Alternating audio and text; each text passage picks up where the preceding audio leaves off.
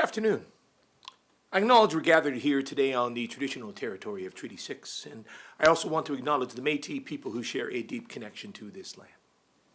I'm standing here today with NDP Critic for Mental Health and Addictions, Laurie Sigurdson, and NDP Critic for Status of Women and LGBTQ2S+ issues, Janice Irwin.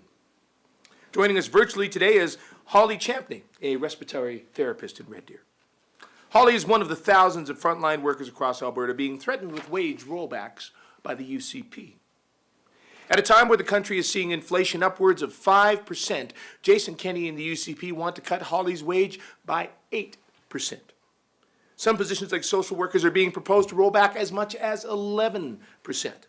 And not only has the UCP made life more expensive for Albertans with increases on car insurance, property tax, income taxes, utilities, even camping fees, they're currently proposing to offer significant wage increases to money managers at the province's investment company, AIMCo. Just how out of touch can Jason Kenney and the UCP be? It's no wonder Albertans can't trust this government. They're simultaneously proposing to take wages out of the pockets of working Albertans who are getting us through the pandemic and put those wages into the pockets of company executives. For the UCP to look for these wage cuts while Albertans are facing increasing costs on everything from food to keeping the heat on in their homes is callous and completely out of step with what our province needs in leadership. Respiratory therapists, paramedics, speech-language pathologists, pharmacy technicians, these Albertans are part of the line of heroes that fought against COVID-19, and their work is not over. Today, Laurie and I and finance critic Shannon Phillips have written to Minister Taves to urge him to immediately fix this grossly unfair situation he has created. Now I'd like to invite Holly Champney to share her thoughts. Thank you, David. Like you said, I am a respiratory therapist at the Red Deer Regional Hospital Centre. A respiratory therapist can work in home care or more commonly work in a hospital setting. Hospital critical care respiratory therapists' responsibilities include managing ventilators, inserting breathing tubes, placing and managing oxygen devices, as well as many other acute care duties. I love my job, I love the people I work with, and the patients that I get to help. I'm passionate about providing the best possible care for the patients in the Central Zone. The government has set the tone of the bargaining process by offering respiratory therapists an 8% wage rollback. To me and to my co-workers, this move feels calculated and out of touch with the current realities facing frontline healthcare workers. It's an insulting tactic that the UCP also used when bargaining with the nurses of Alberta.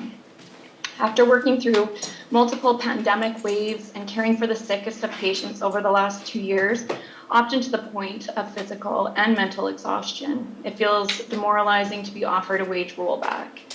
The results will be an inability for Alberta to maintain hospital staffing levels and a failure to be competitive in recruitment.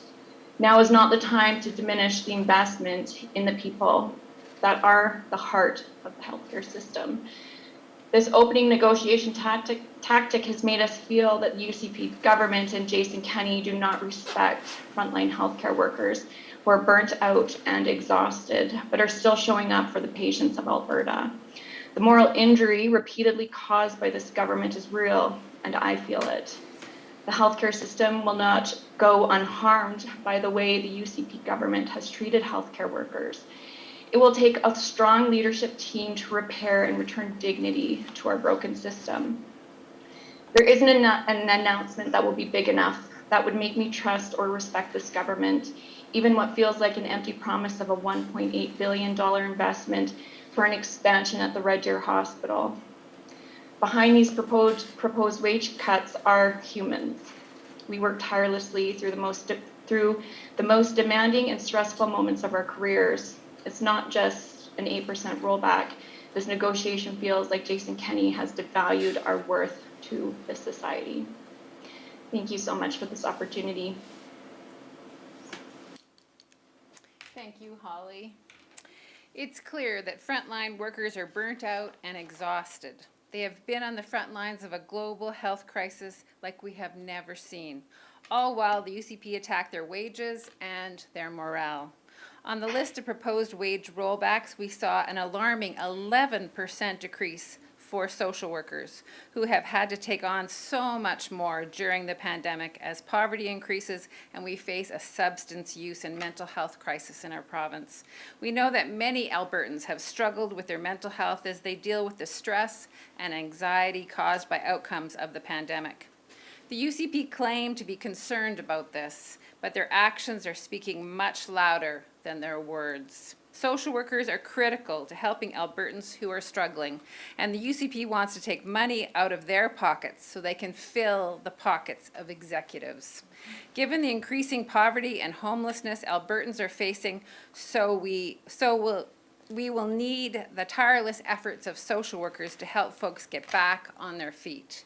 Jason Kenney and the UCP should be thanking these workers, not slashing their wages and not adding roadblocks to their work and their lives. This is unacceptable and just another reason why Albertans simply cannot trust the UCP. I'd like to now turn it over to Janice.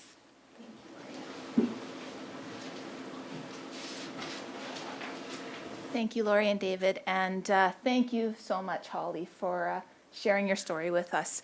We've been clear here today that what the UCP are proposing to do is unacceptable. Unacceptable for the thousands of workers that these wage cuts will affect, like Holly. The jobs listed for wage decreases are all heavily occupied by women across jurisdictions. Many of the Albertans affected by this proposal are angry, and I share in their anger.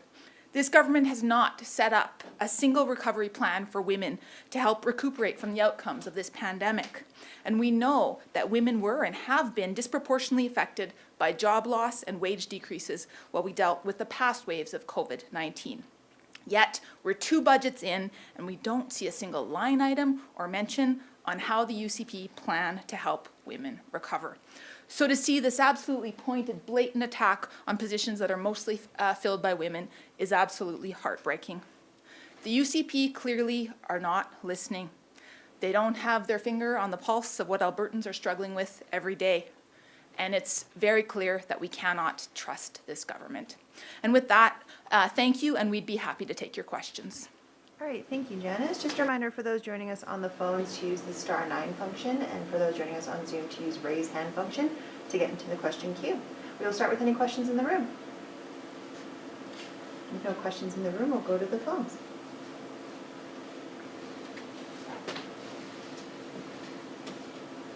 No questions on the line. We'll wrap today. Thanks, folks. Thank you.